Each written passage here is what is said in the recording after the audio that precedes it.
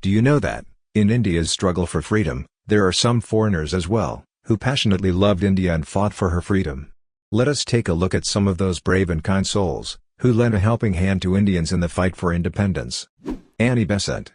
Born to a middle-class Irish family, Annie Besant first landed in India in 1893, to attend the annual convention of the Theosophical Society in Madras.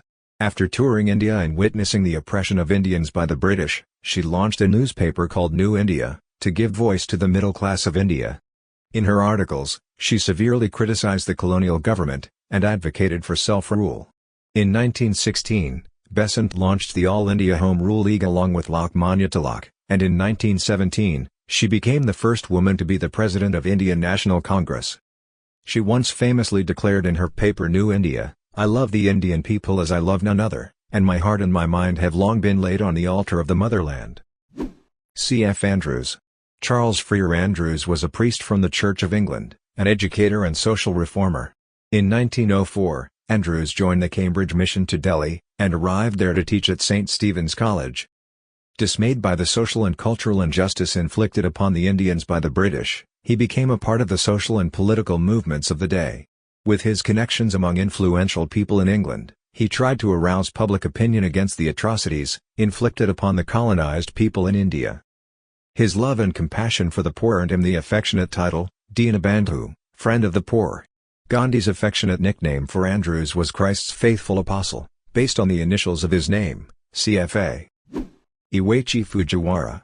In September 1941, Major Iwaichi Fujiwara was sent by the Japanese, with intelligence missions to recruit as many soldiers as possible from South Asian British colonies, including India.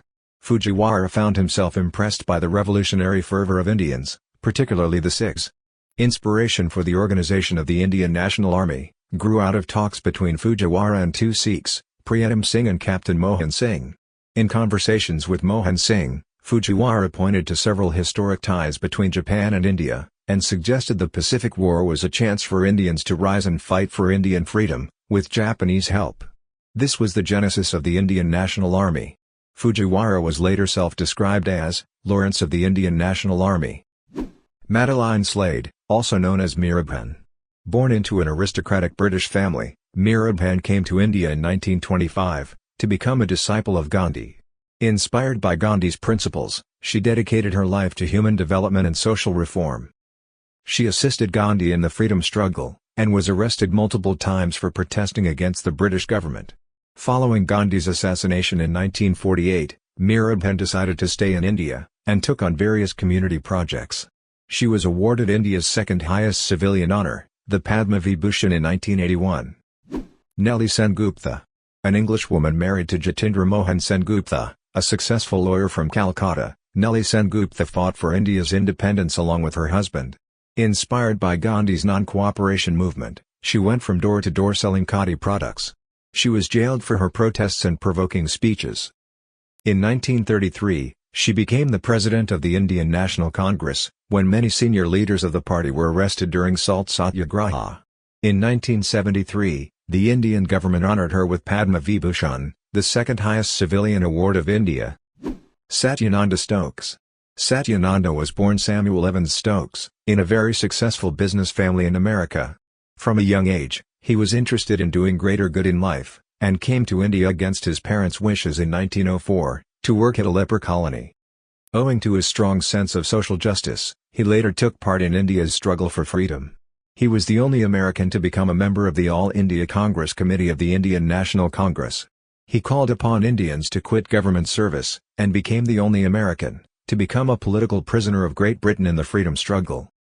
Samuel died of illness in 1946, shortly before India's independence. He is also remembered today, for having introduced apple cultivation in Shimla. Savitri Devi Mukherjee.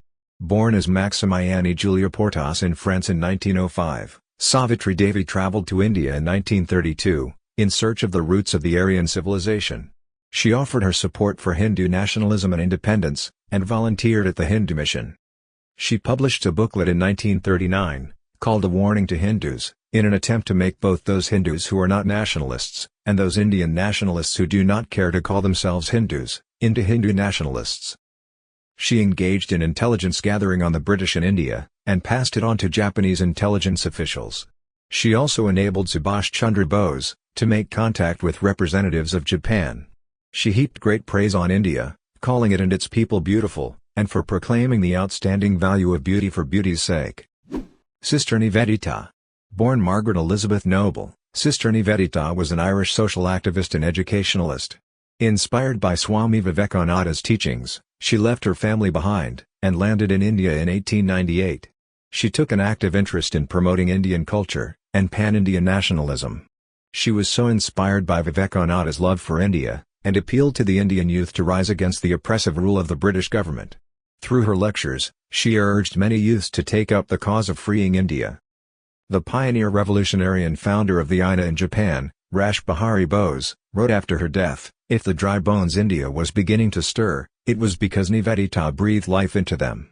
If our young men were inspired with a burning passion of a purer, nobler life, the credit should go to the lady." Thanks for watching. If you enjoyed the video, please like, share and subscribe.